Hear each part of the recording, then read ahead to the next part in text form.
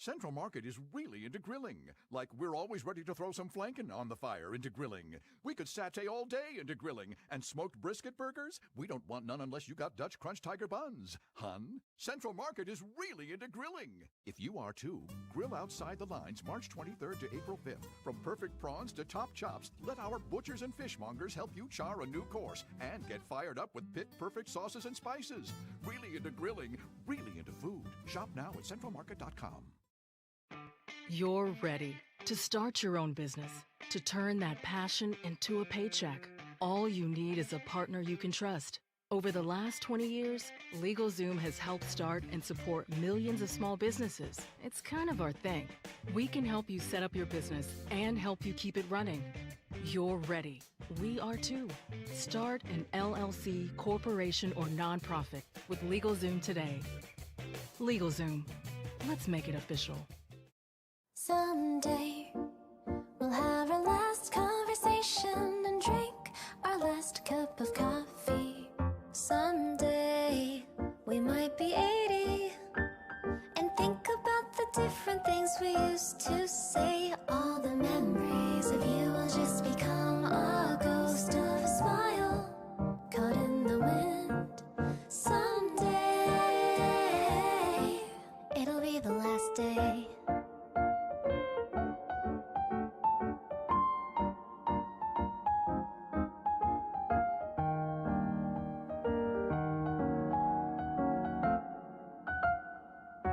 I won't forget how it feels to be loved, to be remembered by someone as special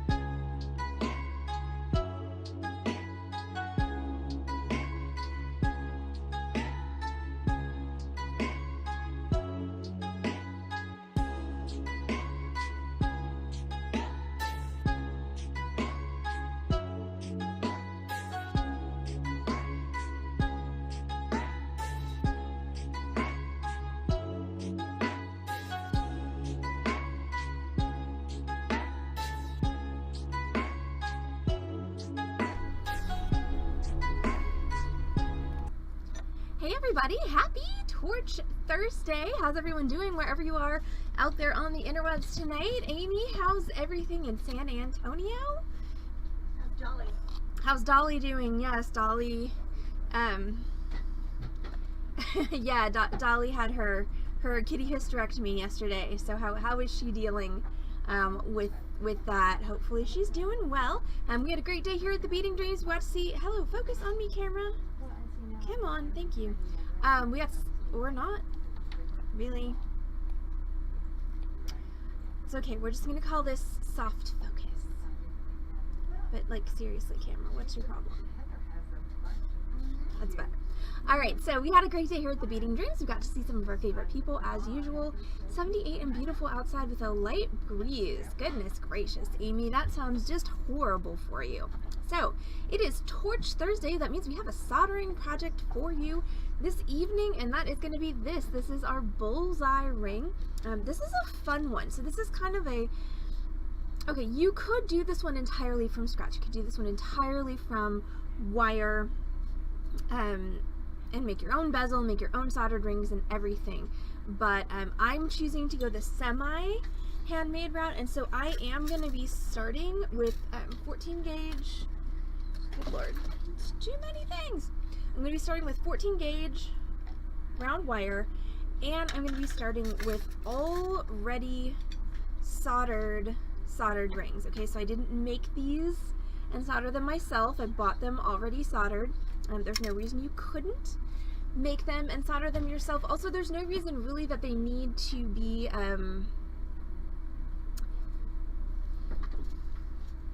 aw, poor Dolly.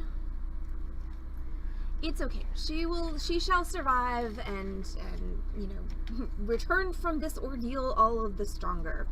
But anyway, so you don't even, if you're really slick about this project and you want to make your own jump rings, you don't even have to really solder them, because what you can do is you can actually solder them closed when you solder them to your sidebars. But once again, you got to be really slick in order to do that. I don't know, considering my track record so far today, I don't know how slick I'm feeling, so we're going with pre-made soldered rings. So let's talk tools and supplies for this evening's tutorial.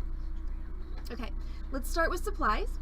You're going to need some sterling silver, and of course, since we are soldering sterling silver, solid 14 karat gold, brass, bronze, and copper are going to be your metals with which you can fabricate. So I am opting for sterling silver. So sterling silver, 14 gauge wire. You're going to need double the amount that you need to create a ring blank in your size from 14 gauge wire. And for all of you on Twitch, I think this is the command for the chart. Let's see if it pulls anything up.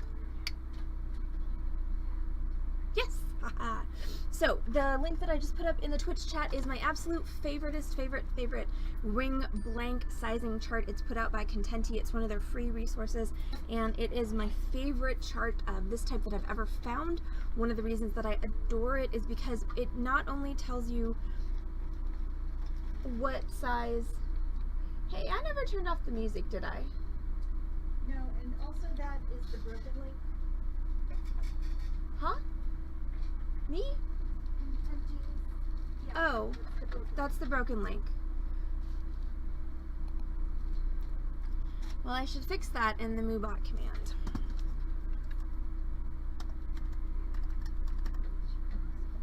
Let me put up a link that actually works.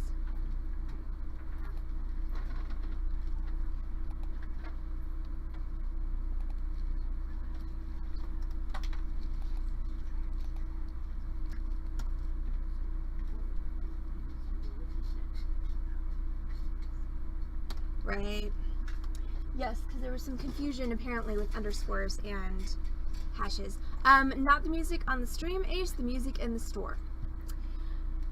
So, right, seriously, Jan. Okay, so the second link is the link that actually works. So it's my favorite ring sizing chart, ring blank sizing chart, because it tells you not only how long you need to cut your piece of metal for, hi Corvus, for each size of ring, but it tells you what size of metal you need to cut for each size of ring in each thickness of metal that you might possibly be using, because the thicker your metal is, the longer you need to cut your ring blank. So I'm going to do a size 7 today, so based on the chart, which once again it's the second link that I put up in the Twitch chat, not the first one, I'm going to need 59.1 millimeters of wire to make my size 7, so that's the first thing that I'm going to do. But before I do that, I'm going to continue talking about supplies, and we're going to talk a little bit about tools too. It's a soldering tutorial, so there's a lot of tools. I will go over some of them. I can guarantee you I have forgotten some things, and I will let you know what those are as soon as I forgot them. So once again, 14 gauge sterling silver wire, and you need double the length that chart says that you need, because we are doing 2 bands on this ring. So my length for size 7 is 59.1 millimeters. I'm going to need that twice.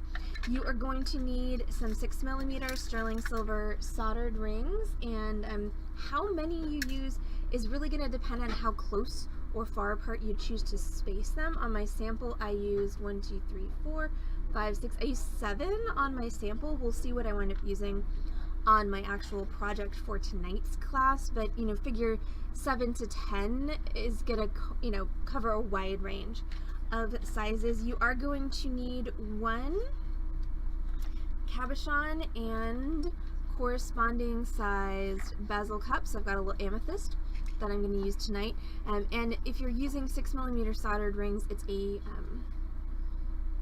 4 millimeter, I believe, bezel cup that fits inside of them.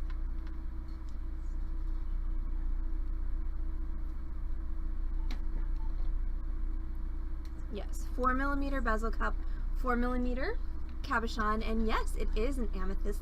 Hey Lori, what size ring do you wear? Do you wear a 7 or do you wear a different size? Because I can make this ring whatever size you want me to. Just saying. You're going to need all 3 of your densities of solder.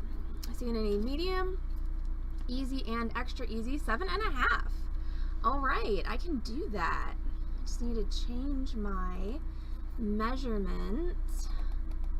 So 7.5 instead of being 59.1 is 60.3 millimeters. Easy peasy lemon squeezy. Except I do need to find some sort of writing utensil to write that down before I forget. 60.3.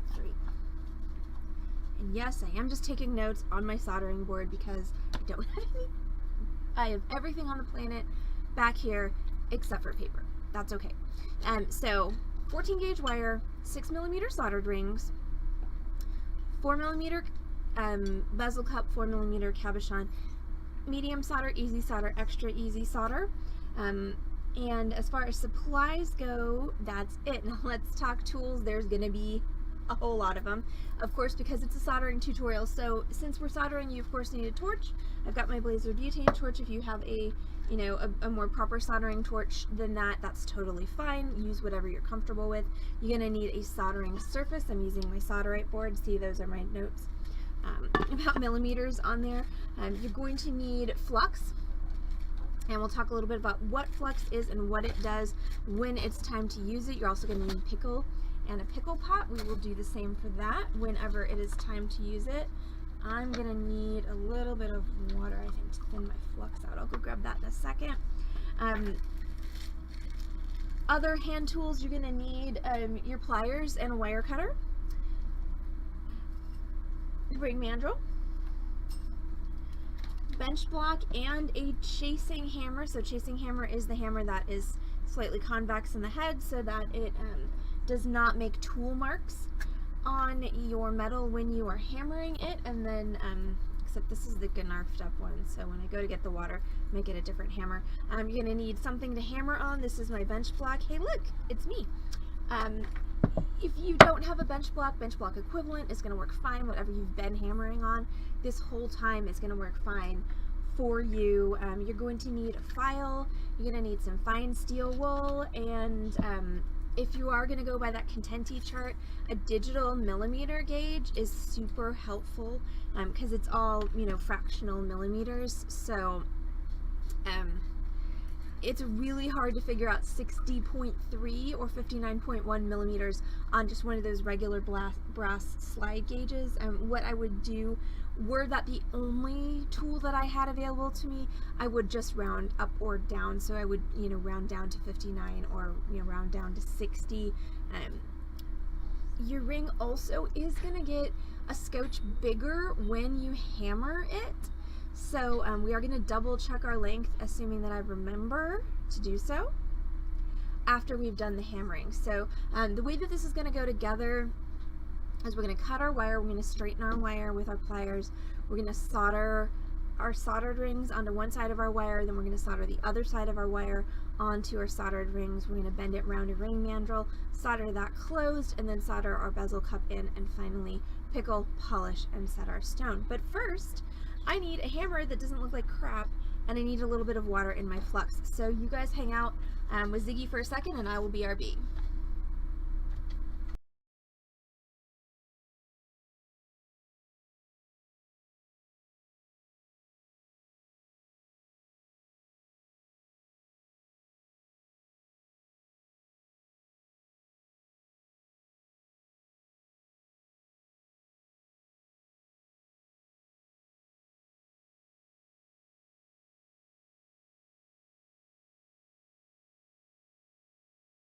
Oh no, it's snowing again, Lori. Heather will be right there. It's snowing in Alberta. Oh yeah, I'm on my way. As soon as I ring up Sally. And Linda. No, just Sally. Just Sally. So, yeah. Oh, yay! There's soldering safety tips. There's a link. I should make that a MooBot command. So you guys don't have to listen to me say them every time. You can just click on the link if you need to see them. So I'm going to start with my 14 gauge wire, and I'm going to cut that length that I need for a size 7.5 ring, which is 60.3 millimeters. And so this is where, again, my caliper, digital caliper, is going to come in handy. So I'm just going to slide this out to 60.3. Oops, that's too many. It's too many points.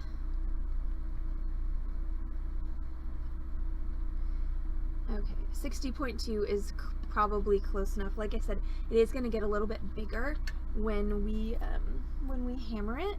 So I'm going to cut myself 2 pieces of wire that are 60.3 or something approximating that in length. Now I want to go ahead and I want to flush cut my end, so you can see pretty clearly even on the camera that this end is not flush. Okay, this is pointy end and we want a smooth flat end, so I'm going to flush cut that, and I'm going to actually do it so I can look at it, so I can do not quite such a crappy job of it. Okay, so what I want is I want a flat end. Otherwise what I'm going to wind up doing is I'm going to wind up filing away all that pointiness, and I'm going to wind up with a ring that's smaller than I want, which may or may not be compensated for by the fact that my ring's going to get longer when I hammer it. Sometimes those things work out just perfectly and it's fantastic, and sometimes they don't, and then it sucks. So you know, as my grandfather would say, measure twice, cut once. Never count on, you know, things like that equaling out. So here we go. 60 point, like I said, I can't get it to sit at 60.3, so we're doing 60.2. When you're dealing with a caliper like this, your your camera is way too zoomed in. So what you're measuring, or you know, where your measurement is from the inside of this jaw to the inside of that jaw. So that's where I'm gonna line it up and cut it. I can actually mark that if I want to, or I could just eyeball it. We're gonna go ahead and actually mark it tonight, because once again, eyeballing does not seem to be my friend today. So I'm just gonna mark that now. When you're marking with a Sharpie, you need to bear in mind that the Sharpie mark is actually, I mean, that's a solid 0.5 millimeter thick. So you need to pay attention to what side of that line you're cutting on, and for me it's going to be the far side, and I want to make sure that well, hey. Oh, it's nice when, you know, people have all your logins and can just do stuff for you like magic whilst you're on stream. Okay, so this is my one piece that is 60.3 millimeters, and now see, this is how you get the pointy end, because your flush cutters only cut flush on the flat side. So I'm going to go ahead and flush that pointy end back to flat, and now I'm going to just use this to measure, since this is a double band ring. At this point, it's the most important thing is that these two pieces of wire be the same length. Again, we may have to do a little bit of fudging after we've hammered it. Sorry about that, y'all. Sorry for the earthquake. But there we go. Now, this is actually, this was from when I made my sample. So what I did is I just took a ruler and I marked at 3/8 of an inch intervals, which is a nice spacing. So we're going to see how that works for the project that I am doing on stream today. The first thing I need to do is I need to straighten out these wires, because even though they look fairly straight, they're not. And you can tell by rolling it around that you know, that it's not straight. Just step in your notes, it says don't bump the camera. I need that step in my notes like all the time. All the time. I need the step that says don't bump the camera, dumbass. Okay, so now I'm gonna take my pliers and we're gonna straighten this out. So we're gonna grab the wire with our pliers and we're just gonna straighten it out using our fingers, using our pliers. This is one of those, it's a little bit more of an art than a science thing. So, you know, don't over manipulate it, and you can test if you actually got it straight by rolling it around on your bench block. Now, another thing you can do is, another way to straighten wire out is, let me go grab a rawhide mallet.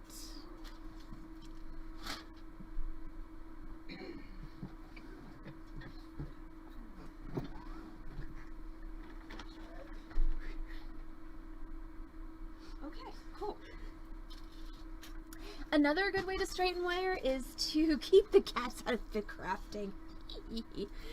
So what you can also do to straighten out wire is you can take a rawhide mallet, which is gonna allow you to use percussive force on your wire without actually adding any texture to it, and you can actually hammer and roll your wire as you're hammering with your rawhide mallet. So ideally I'm actually, you know, rolling this wire back and forth on my bench block while hammering it. Now that doesn't always work as well in practice as it does in theory, but that's pretty good and straight.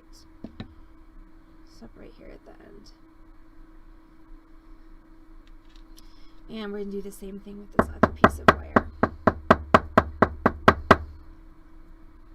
You totally didn't just see me lick my finger on stream. It's totally not sanitary. Crafters never do that, right? Crafters never lick their fingers and then touch chemicals and then lick their fingers again. I don't know what you're talking about, stream. You all are crazy. Okay, so now we're gonna, now that these are straight, or as straight as they can be, I'm gonna do-si-do my soldering board with my bench block, and I'm going to hope sincerely that past me was smart enough to leave a tweezers in here, which she was. Go past me. And now I'm going to see, all right, so do I want to keep this 3/8 of an inch separation, or do I want to do something else? And I think I'm gonna keep the 3/8 of an inch separation. 1, 2, 3, 4, 5. Means I'm gonna have 6 rings, which is fine because you know, since it's kind of a continuous pattern, I don't know, I might rather have odd amount of rings, which means I would do 5. 1, 2, 3, 4, 5. Then I need to fudge it a little bit. I need to change that up. 1, 2, 3, 4, 5. Okay, so that's all right. That's okay. I just was afraid you were having, like, I couldn't tell if you were crying or laughing. Oh no, I was definitely laughing. Well, that's I mean, also crying. good, but yes, that's good.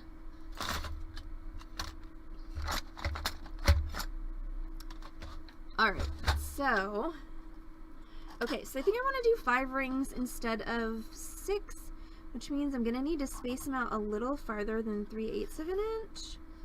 So 3/8 is 1, 2, 3. So let's do 1/2 an inch instead.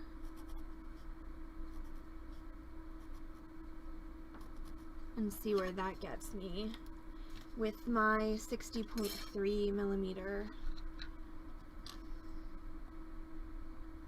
Okay, yeah, I think that'll work. My last two are going to be closer together than Okay, now we're gonna fudge. We're just gonna bring these two in just a little bit. Okay, there we go. Fudging is always acceptable. All right, so now what I need to do is I'm gonna lay out my 5 rings, which means I need to grab my 5 rings. They are 5 silver rings, not 5 golden rings. And I'm going to grab that tweezers that past me was so helpful in leaving, and I'm going to place my rings, one on each of my marks. Now, could you just go ahead and eyeball this whole thing? Of course you could. 100%. Like, I'm actually going to even this out just a little bit. There we go. Cool beans. So, solder will not flow across a gap, okay? So it's very, very important that you have contact between your rings and your wire. Now, this is one of the few occasions where I would actually, if I had any, prefer liquid solder, or not liquid solder, liquid flux to my paste flux. So what is flux and what does it do? Flux is a protectant for your metal. It forms a barrier so that your metal won't oxidize under heat. That's important because when you hit your metal with the torch, if it does oxidize, that oxide is a layer through which your solder can't flow. So your solder is not going to work, basically, if your metal gets oxidized. So the flux provides a protective barrier to prevent that oxide from forming. I use Handy Flux, which is a paste flux. It's for most applications, I find it ideal. It is easy to use. It is inexpensive. It stays where you put it. It's easy also to change the consistency by adding more water to it.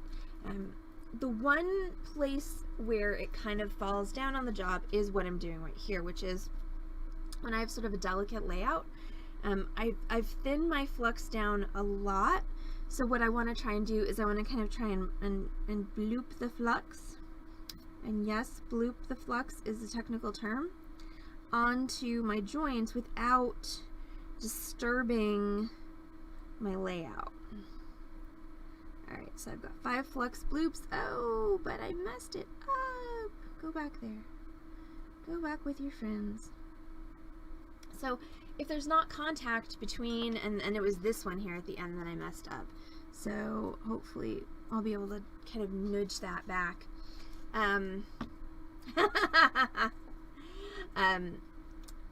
So hopefully I'll be able to kind of nudge that back while I'm soldering, and nudge, by the way, is also a technical term.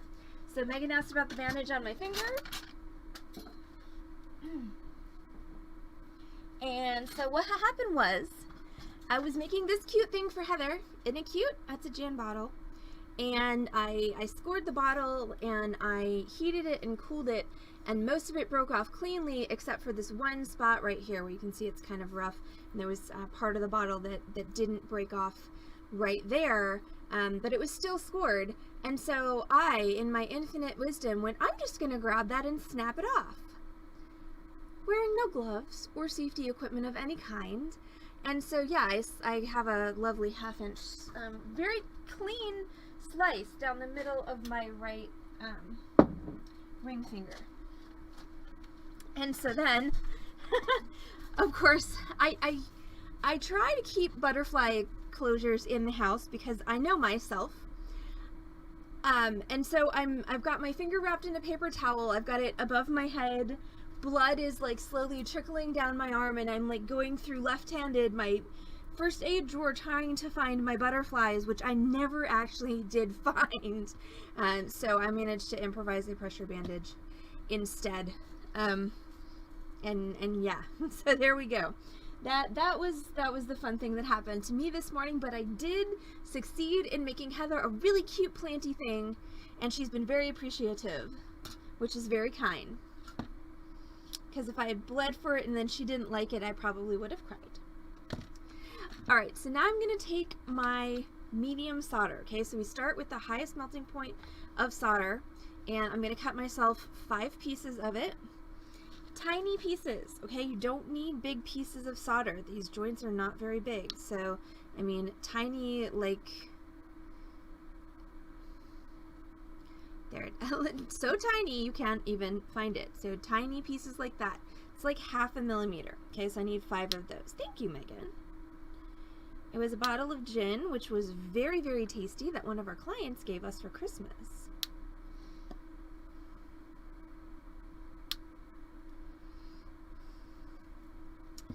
Okay, so now I'm going to take my tweezers and I'm going to very carefully place a piece of solder at each joint. Now, it's going to help you if your flux is still liquid at those joints. If it's not, just dab a little bit more on, and that's going to help it stick.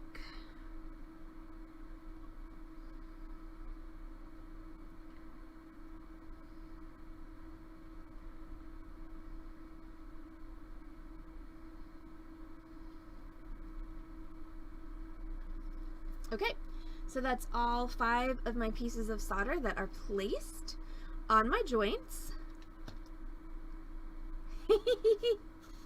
Yes, indeed, that is the secret.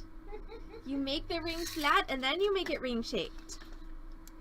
Okay, so now I'm going to go ahead and solder this together. So you can do !S safety if you want to a link to my super fast 5-point soldering safety lecture. Yes, it's true. Wow, we're fancy. I know, we are so fancy, or something. I think Ace is so fancy, and we are just we're just riding on the coattails of Ace and his fanciness, really. So now I'm going to go ahead and I'm going to solder these to my wire. So when you're soldering, it's never a bad idea to have a tweezers or a solder pick handy, just in case you have to, you know, artfully nudge something into place. Also, once I heat this, my flux may boil and it may kick my pieces of solder off of my rings. I'm hoping that doesn't happen, because then I'm going to have to put them back, but you never know. Sometimes they behave and sometimes they don't. So I'm trying to kind of heat this piece of wire, because what I want to do is I want to draw my pieces of solder and my rings to this piece of wire, and I want to make sure that any place where there may not be contact, that I can use my tweezers to gently kind of nudge my piece into place. So once my flux is all turned clear, and once I've got all clear and I've got kind of all the white crusty stuff has boiled away, then I'm going to start concentrating one at a time on these rings. And I'm going to concentrate on these rings from the wire side, not the ring side, because the wire is much thicker than the ring and much less likely to melt. Alright, so there we go. There's one. And these are going to go faster the warmer your metal gets. 3. There is 4. 5. Okay, so there we go. All of my rings are now soldered to my wire. Now at this point, this is also well and truly stuck to my soldering board. That's actually going to help me when I do my next step. So I'm not going to pry this off of my soldering board at the moment, because having everything kind of glued in place by the flux residue is going to make my life easier. So I'm going to take my other piece of wire. Now you want to make sure that you line up the ends of your wire, okay? We didn't cut any extra here. We cut exactly the amount that we're going to need. That means if you're off on your alignment, you're going to need to cut one of your wires down. It means there's a chance your ring may wind up being too small. I'm going to go ahead and flux everything. Now, bear in mind that my soldering board is hot. You can see that it's evaporating my flux. So the piece of wire that I just put down on my soldering board is also going to be hot. All right, so we're going to do medium solder again. Make sure your ends are lined up. Make sure you've got good contact, all 5 of those joints. And once again, if your wire is not completely straight, you can sort of do this in stages. So I think what I'm going to do is I'm going to solder these 3 and then see how it's not really contacting there at the end. Once I got those 3 secured, then I should be able to just kind of push my wire into place. So I'm going to grab my medium solder and I'm going to cut myself 5 more pieces. Again, very small pieces. They do not have to be large. 1, 2, 3, 4, 5. Okay, and then once again we're going to use our tweezers to carefully place these at our joints. And I'm going to start with just those first 3 that I said I was going to solder first. That's not where you go. Well, so much for being stuck to the solder board. Come on. 1.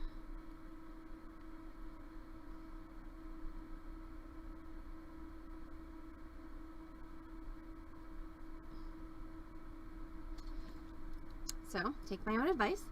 If I'm having trouble getting my solder to stick, just put a little bit of flux there, and it's gonna help. Okay, that piece of solder is still there, it's just underneath. I have faith that I can draw it up. We'll see if that faith is misplaced or not. Okay, so I'm gonna solder, and it's just these first 3, because you can clearly see there's no contact with that next one, so there's no point in even trying to solder it. With these 3, I think I got a good chance at. So we've got more metal here, so it's going to take longer for everything to kind of warm up to the point where your solder will flow. I am heating the whole length of my wire, even though I'm not going to solder these right yet, because anything that I'm not actively heating is acting as a heat sink. And then I'm going to concentrate on each of those joints. Okay, so make sure you see it bond to that 14 gauge wire, okay? Because your soldered rings, okay, that one didn't go so well. Your soldered rings will take up heat way faster than your wire, and so sometimes, sorry, I know that's off camera, bear with me for a sec.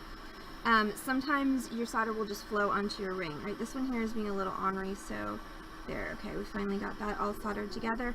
Now I'm going to turn off my torch, and I used one of my pieces of solder, so I need to cut another one.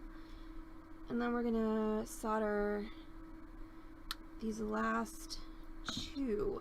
So I'm gonna just take my wire and I'm just gonna pinch it like so, and now I think I'm going to be able to get some decent contact between my wire and my rings.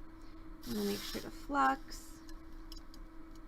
Give myself a little bitty blob of flux if possible to hold my solder. That's not where you go. Get out of there.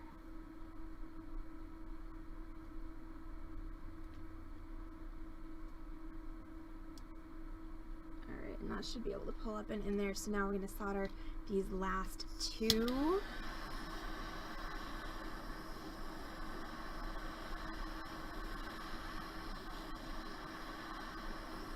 Once again, I still have to heat the whole thing.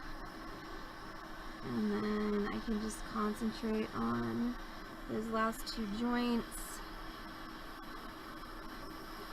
Make sure that you see it. There you go. See, make sure you see it pull back. Alright, that one there's not contact, so I'm just going to give it a little bit of a helping squish, like so. There we go. Bingo. Now I need to get this up off my soldering board. The sooner I try and pick it up, the less I'm going to have to like pry it. There we go. Okay, so that is my base piece for my ring. I'm going to set that aside on my bench block to cool down. You could also quench this in just a little cup of room temperature water, and quenching just makes it a little bit easier for you to get to the the next steps of this more quickly, since you're force cooling it instead of having to wait for it to cool on its own. But it will usually cool down pretty quickly on the bench block, which is nice. For some reason, quench water is one of those things that I just literally cannot ever remember to put by my soldering station. Okay, so we're done with the medium solder. Our next step is going to be with easy solder, and that's going to actually be rounding the ring, filing our joints, and soldering the ring closed. Okay, so once it's cool enough to touch, I'm going to take my ring mandrel and I'm going to go ahead and just round it around my mandrel. Oh, I'm going to do something else first. Oh, and I do need quench water. Ah! Okay, back up the bus for a minute. I forgot to hammer it, y'all. You're supposed to remind me of these things. So yeah, now I'm going to take my ring and I'm going to hammer this all flat. That is just, it's literally just for looks. I like the way that it looks when it's hammered. I could have, quench wine is easier to remember. Well, that's fair, but I don't know that quench wine would have the same effect as quench water. Just saying. Anyway, I just like the look of it when it's hammered. I could have a perfectly structurally sound ring and not hammer it, but what I'm going to do is I'm going to take this piece that I've made, now I'm going to put it on my bench block, and I'm going to use my chasing hammer, the flat side of it, to hammer it flat. It's going to get a little loud in here for a second, so if you want to mute me, now is the time.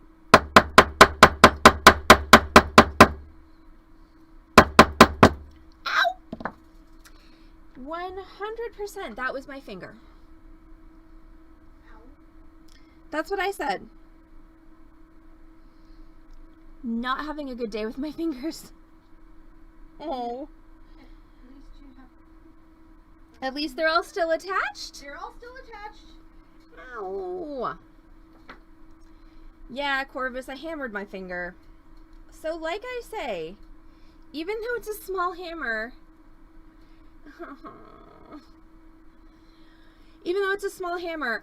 don't hit your finger because it hurts like fuck. Do you want a piece of ice? I think I want a shot of bourbon. I can do that too. And I also need some quench water, so, you know. I'm not gonna mix them. What? I'm not gonna mix them. That's a plan. Yeah. Don't mix the quench water in the bourbon. Okay. Look what it did. What are you going to place in? Look what it did to my nail. Quench bourbon. It's my fake nail, obviously. In a plastic thing is fine. Okay. Doing Oh Lord, Lori, that would be an interesting pool. I guess I mean, y'all would have to just take my word for the bruises that are in non-stream appropriate places, like the ones I got on my ass when I fell in the garden the other day. Do not drink. Quench water. Awesome. Thank you. So I mean, would there have to be like an independent verification service of my bruises? If so, I don't know that Heather wants that job. Could just be a range. Like if Allison gets, 15 to 20 bruises by the end of the month, then the whole stream Definitely drink. Then the whole stream gets, 50% off one item. No, wait. If Allison gets fewer than 15 to 20 Yes. bruises in a month, the entire stream gets 50% off one item. Oh lordy. I'm not actually gonna shoot that No, because that's too much. I don't want to projectile vomit it. No one wants that. No. No, not all over my lovely, lovely tech that Ace Ace has beaten into submission. I'm just gonna get rid of that dead fingernail. Ow! Okay, I'm done whining now, I promise. I'm a Wisconsin girl. We shake it off. We drink some bourbon and we shake it off. If you were Greek, you'd spray some Windex on it. That's true. But we don't actually have Windex. Okay, so here's the thing about hammering. Not your finger, but your metal. So hammering work hardens your metal. So if I were to try to bend this around my ring mandrel now, it would be an absolute pain in the ass. So what I need to do is I need to anneal it, which means I'm basically going to heat it, and then I'm going to dunk it into my quench water, and what that's going to do is it's going to recrystallize the form of the metal into its softest possible temper. So I'm going to just heat the metal, and so what I want, okay, ideally I don't want to reflow this solder. Like, I worked real hard on these joints, like I don't want to mess them up. So I'm just going to heat it until it gets like dull cherry red. And a lot of people will actually like turn out the lights when they're annealing just so that you can see when you hit that dull cherry red. And once I hit that, I'm just going to hold it there for a second, and then I'm going to grab it and dunk it in the quench water. Now, be careful if you have quench water in a plastic cup like I do, because if you drop your metal into that quench water, it will in fact burn a hole through the bottom of your cup. Ask me how I know this, stream. I'm sure you guys already know how I know this. Okay, so now this should be flexible again. I should have tried to bend it for you guys before I annealed it. I was too busy whining about the pain in my finger. Apologies. And yes, absolutely cannot wait to hear Lori's stories. Lori's stories. It rhymes. Okay, so now we're back to where I was a minute ago before I bashed my finger, where I have my ring mandrel, and I'm now going to bend this around my ring mandrel, and it's nice and easy to bend around because I annealed it. You're probably not going to be able to get your shape perfect, which is fine, because what we're going to do is we're going to solder this together, and then we can put it back on that mandrel and re-round it with our mallet. So I can just use my pliers to kind of bend these ends, and your goal here is twofold. Threefold, fourfold, I don't know. You've got several goals here. All right, goal number one is these two bands need to be even. You can tell I've got my circles relatively the same size, but this is not meeting and this is. That means that these need to get cut a little bit shorter. So that's number one, is I need to even these out.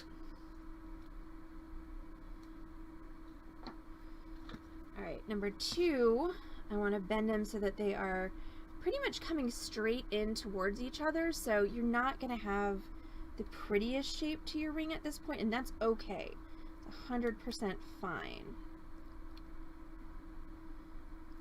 And what you're going to do is you're actually going to manipulate your wires past each other a little bit so that they'll snap back and they'll hold against each other like so.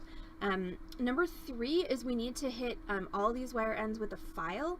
So now that I've determined that yes, they are actually the same circumference, I can actually pull this apart a bit and file my ends. And the reason for that is just because you can see the cutting. Even if I use the flush side of my cutter, it leaves a little burr in the center of my wire, and that is going to prevent my soldering from working well. So I'm just going to grab a metal file and I'm just going to flatten out those edges. You want to make sure that your ring is open enough that I'm not accidentally hitting these edges with my file, and I'm just going to true up those edges. And wow, you couldn't see any of that because I did it all off camera. That's okay, I'm about to do it on the other side. Flip your ring around, and so your metal files bite on the push, so you want to push your file along your metal, and as long as you do it with a fair amount of pressure, like that one right there could use a little bit more work. But as long as you do it with a fair amount of pressure, you can pretty quickly knock down those burrs to the point where you can solder. Once I've got my edges filed, then I'm going to do that same thing where I manipulate my ends past each other and manipulate them so that they snap back. And you can see now I have a much better joint here. This one's a little misaligned, so this is where I'm going to grab my pliers and just sort of put this one where I need it to go. Go there. Bear in mind that however you have this lined up is how it's going to solder, okay? So this is one of those points where being meticulous is helpful. Also, this is something that happened here. This soldered ring came apart from the heat, so I will endeavor to see if I can solder that back together as well. But for now, I'm going to concentrate on my joint. Where the hell is it? There it is. Okay, so now I'm going to step down to easy solder.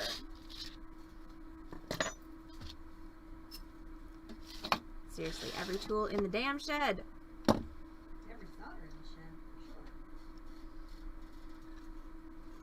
Every solder and every tool. Okay, so easy solder, I'm going to cut myself 3 pieces. Why 3? Because I need 2 for this joint here.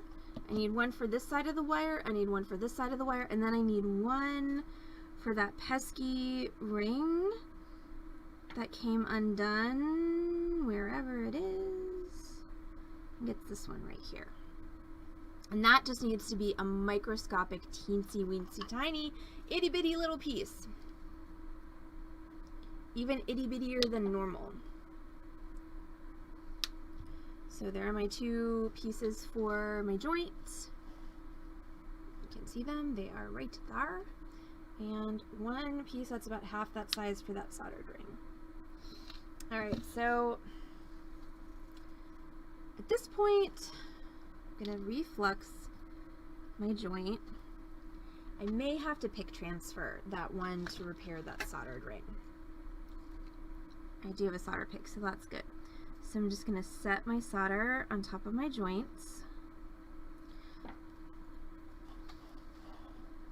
we go. And now I'm going to solder this together. So the idea behind going down to easy solder is theoretically at this point, I never have to heat my ring hot enough to mess up the joints that I've already done. Now note I said, you know, theoretically. Alright, there we go. That's the top one. The bottom one fell to the inside, which is totally fine if I can just rest the joint on it. Wham, bam, there we go. Alright, so now these 2 joints are soldered closed.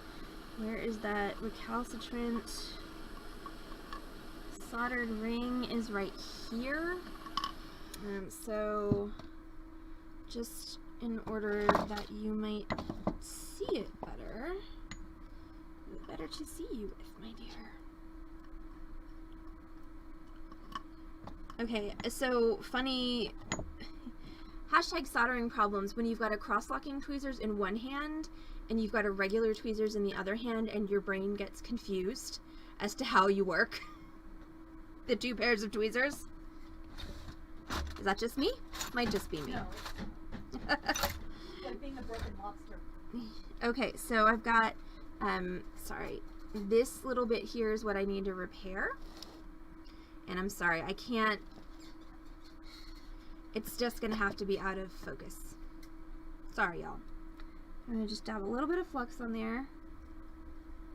And then I've got my teeny weeny bitty piece of solder. And I'm just going to pick that up on my solder pick and then just drop that off on that soldered ring to repair that joint that came open whilst I was soldering everything else. And it's a little bit harder when you've got a third hand because it's more metal. It's more of a heat sink, but there we go. Okay, so now that soldered ring is back together. Now I'm gonna put this on my bench block again to cool, and then we're gonna hammer it back into shape. Trying once again not to hammer any other of my, oh wow, there's a bruise coming up On your finger? on my finger. Don't let anybody tell you that this is an easy hobby. Cause yeah, sometimes not for the faint of heart. Or finger. Right, for the faint of finger. Yeah, so okay, my fingernail is gross because this is my natural fingernail and not my glue-on nail, but you can totally see the bruise coming up right there. So, fun times. Okay, so once this guy is cool enough to touch, I'm going to grab my ring mandrel, I'm going to slide it on my ring mandrel, and I'm going to push it down as far as I can with my bare hands. I mean, I know that in theory, Corvus, but apparently, not so much in practice. I mean, to be fair, all of my fingers are still attached. Some of them are just, you know, colorful now. And I totally did transect my fingerprint on this one, and there is 100% going to be a scar on that one. So my fingerprint will never be the same again. I feel like that's a bad idea. Okay, you go back there. All right, so once I've pushed my just barely attached, oh, I mean, it's all well attached.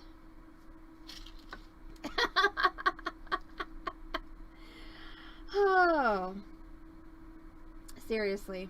Okay, so now I'm going to pound this out with my mallet to get my round shape. And since my mandrel is a cone rather than a cylinder, I'm going to then take my ring and flip it over and pound again.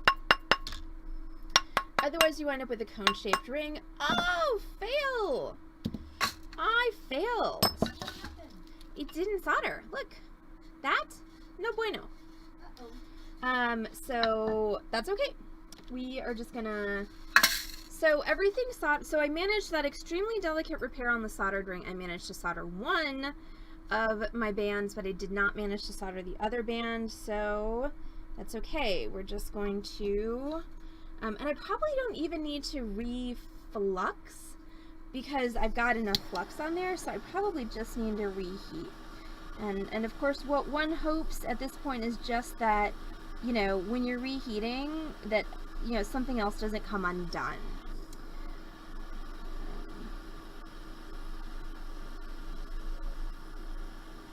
There. Okay. Fixed it for real this time. All right. So I did. Sorry, I didn't let y'all see that because I was afraid I was gonna fuck it up. But I did manage to solder that back. So we're gonna go ahead and let that cool one more time. I'm gonna pound it out again, and then we're gonna solder the bezel cup on. And sorry, we are running overtime because this is a fairly complicated project. Really fun though. Like I really enjoyed making the sample for this one, and I really enjoyed making this one tonight as well. So you could put a stone in, as I am going to do, or not. Totally up to you. You could actually put a stone, if you were so masochistic, in every single one of these rings.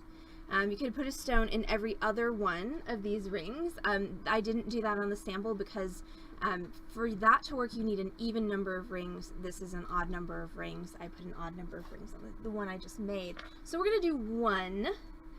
But once again, you could do none. You could do all of them. You could, you know, add stones to your heart's content.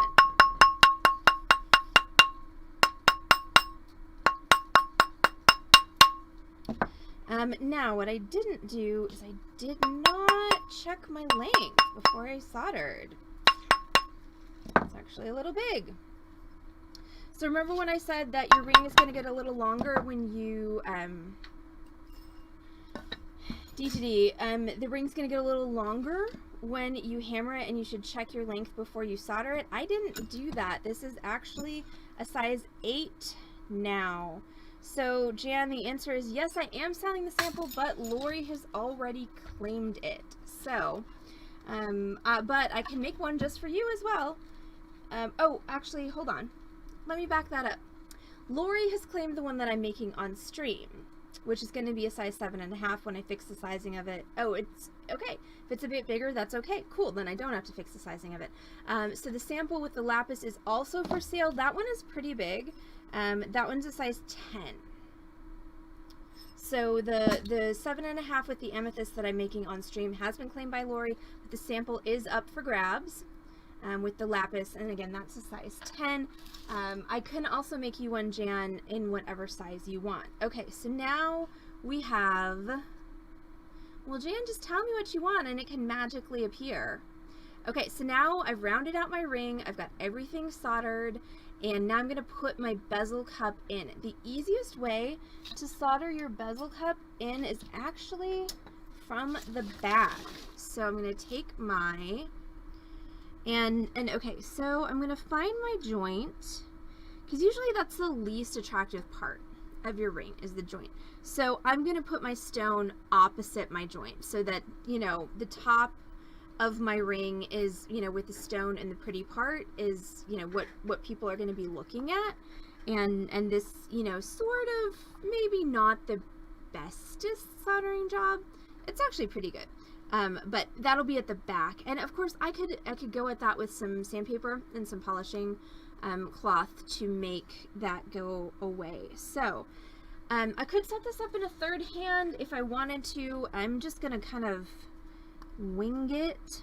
So I'm going to flux that ring where I'm going to put my stone, and then I'm going to take my bezel cup and I'm going to put it face down on my work surface. I'm going to take that fluxed ring and I'm just going to drop it on top of the bezel cup. Now what we want is you want the bezel cup to be sticking out from the front of your ring. If you solder the entire height of your bezel cup into that soldered ring, you're not going to be able to set your stone because you're not going to have anything to fold over. So what you want ideally is you want your bezel cup to be pretty much flush with the back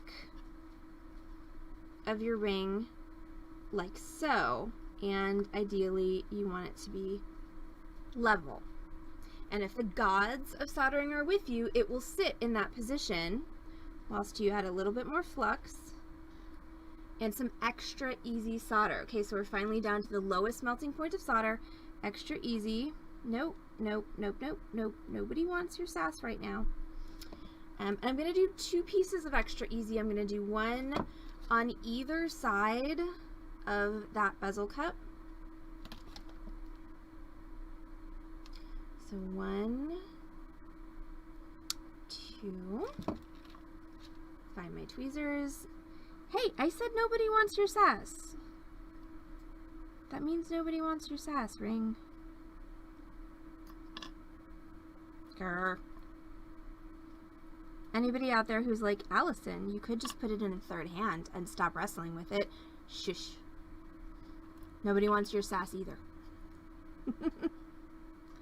I'm just kidding. I appreciate everybody's sass. And I definitely occasionally deserve to be laughed at for the times when I take shortcuts that wind up taking me... Really? When I take shortcuts that wind up taking me 3 times as long as if I had just done it the right way to begin with. See, this is all well and good except for the fact that I can't hold my finger there when I'm soldering because, you know, fire. So what I'm going to do instead is I've got those 2 pieces of solder there. And I'm just going to hold that with my tweezers. And then I'm going to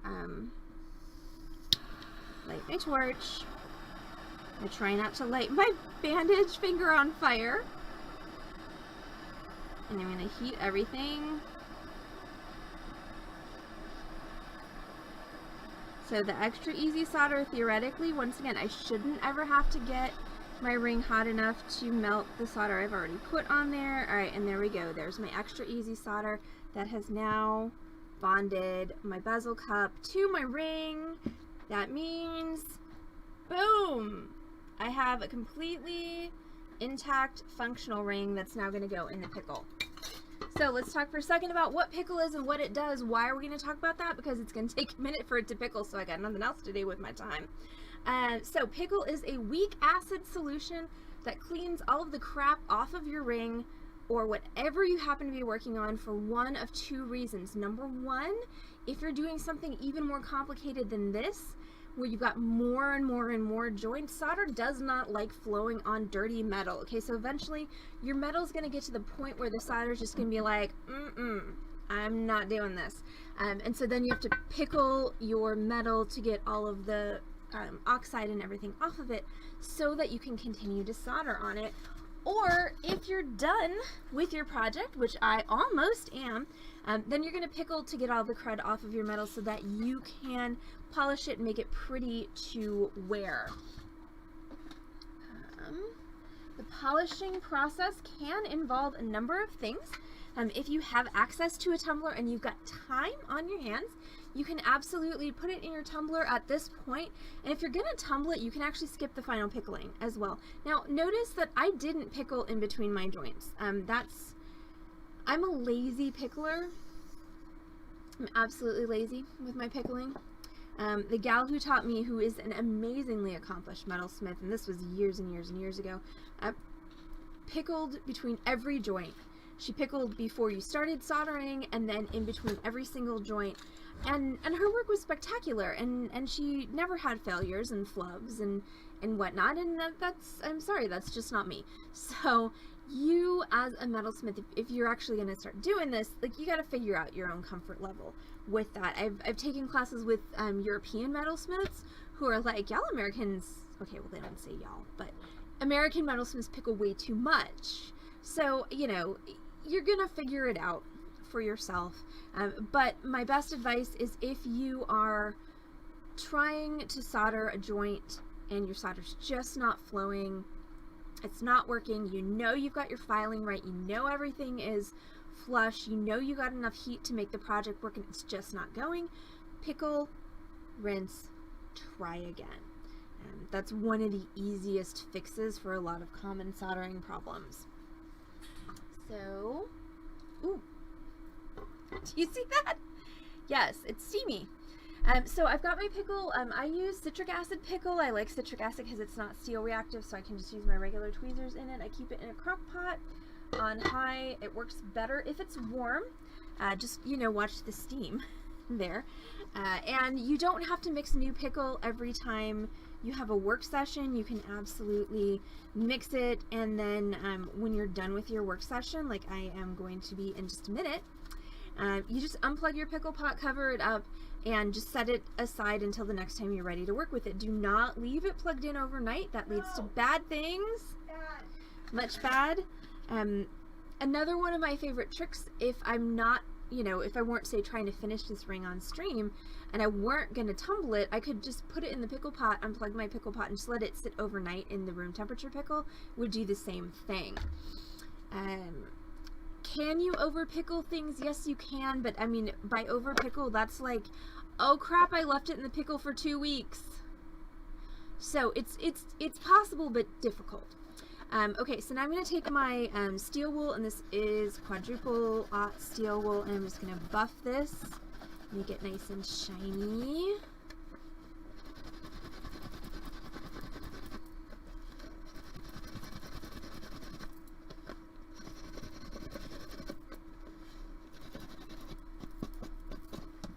Alright, and make sure there's no steel wool gook in the setting for the stone. And then I'm going to take my amethyst. Alright, I'm going to take my amethyst and I'm going to drop that into my setting. You want to make sure that it gets all the way in there and that it is level, which mine is. And then I'm going to grab this tool, this is my prong pusher, okay? So my prong pusher is going to be used to roll my bezel over my stone. So what you can see right now is my cabochon's in there, and you can see that there's a gap, okay? There's airspace between the bezel and the cabochon. So what the prong pusher does is it allows you to actually roll your bezel over your stone, creating a secure setting. So with your prong pusher firmly in your dominant hand, you're just going to take your pusher and you're going to push your bezel in and down against your stone. And I'm going to go to the opposite side and in and down, and then other sides, and then all the way around. I'm not putting this in a ring clamp to do this because it's such a wide ring. The ring clamp isn't going to really help me any. If I needed like a sturdy, stable base that was, you know, sturdier than my hand, I could put it back on the ring mandrel. And I'm just going to go all the way around and around and around as many times as I need to make sure that that bezel is pushed nice and firmly around my stone. So I'm just literally using my prong pusher to change the shape of the metal, to take my bezel that's straight and to actually stretch it and curve it over the stone.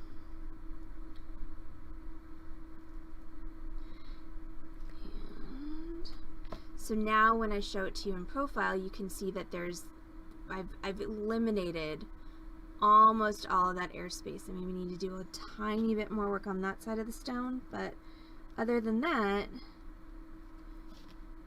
my amethyst is set nice and securely. Really pretty purple stone, and you don't need any glue or anything. It's a physical connection. That's the goal.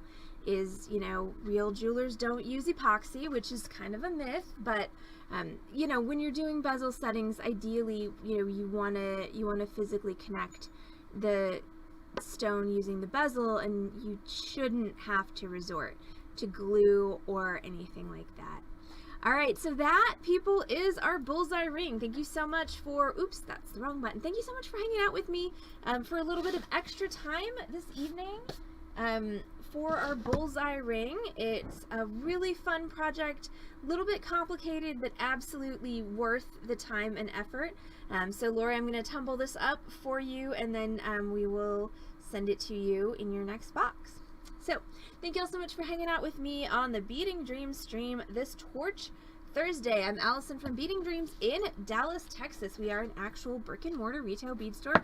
We're here on Lovers Lane in Dallas, and we are open for business Monday through Saturday from 1 p.m. until 6 p.m. If you're not local in Dallas, hi Linda.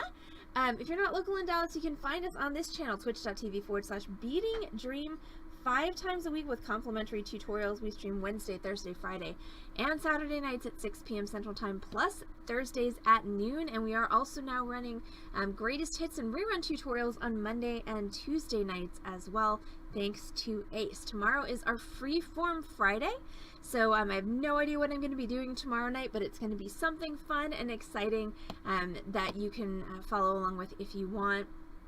And then Saturday we'll be back on this channel with this wire wrapped bracelet project. So that is a fun square wire wrap bracelet project with some beads. So thank you all so much for hanging out with me this evening. I hope everyone has a fantastic night, and I will see y'all back on this channel, twitch.tv/Beading Dream, tomorrow at 6. Everyone take care. Bye.